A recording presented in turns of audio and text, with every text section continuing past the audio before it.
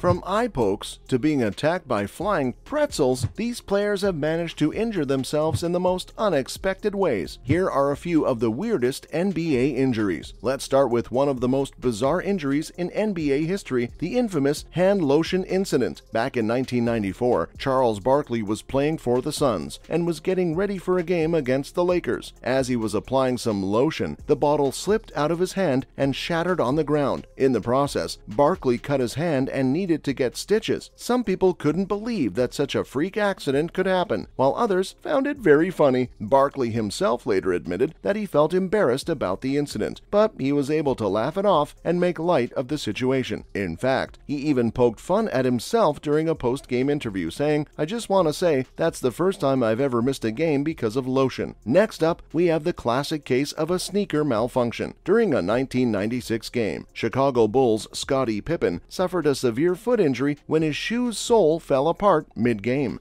That's unbelievable. He broke his shoe with his own foot. A total disaster.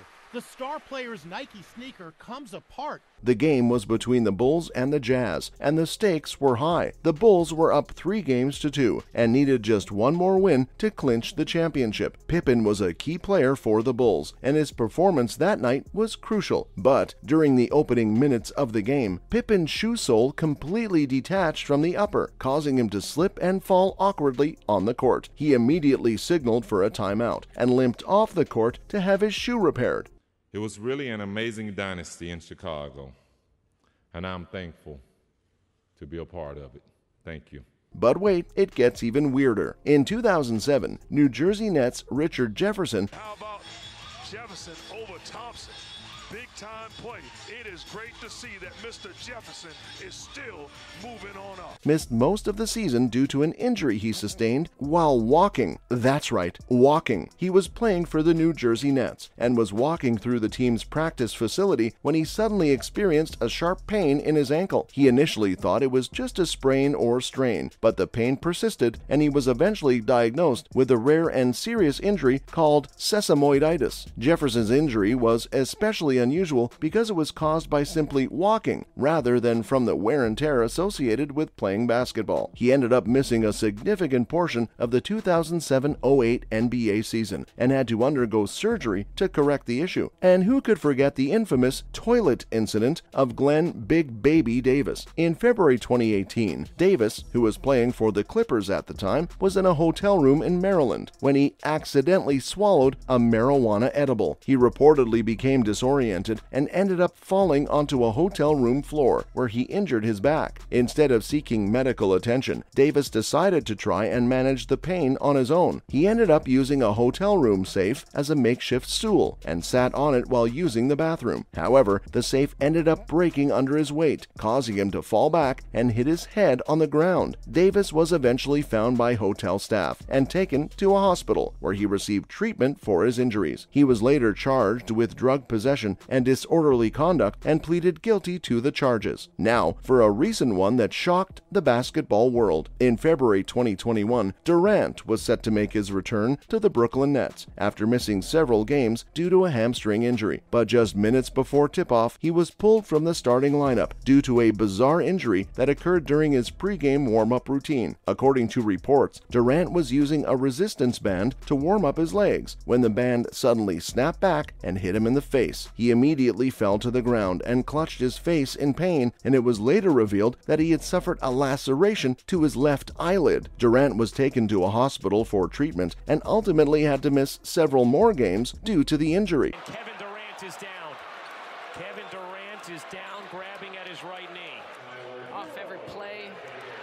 That's a big-time block by Simmons. It just goes to show that anything can happen, even during warm-ups. Now, who could forget about the time when former Washington Wizards player Martell Webster had to miss a game due to a hip strain? In January 2014, Webster suffered a hip strain during a game against the Phoenix Suns. However, what made the injury so strange was the way in which it occurred. Webster was sitting on the bench during a timeout when he suddenly felt a sharp pain in his hip. He later later revealed that he had actually suffered the injury while sitting on a hotel toilet seat the night before the game. Webster had apparently been sitting on the toilet seat for an extended period of time, and the position had caused his hip to lock up and become strained. He initially tried to ignore the pain, but it eventually became too severe to ignore, and he was forced to seek medical attention. Next up, we have the case of the mysterious carpet burn. In April 2006, Bell, who was playing for the Phoenix Suns at the time, suffered a weird injury during a playoff game against the Lakers. He had just hit a big shot to help his team take the lead when he suddenly collapsed to the ground, clutching his elbow in pain. It was later revealed that Bell had suffered a severe carpet burn on his elbow, which had become infected and required immediate medical attention. This happened when Bell had tried to save a ball and slid across the floor and onto the carpeted sideline.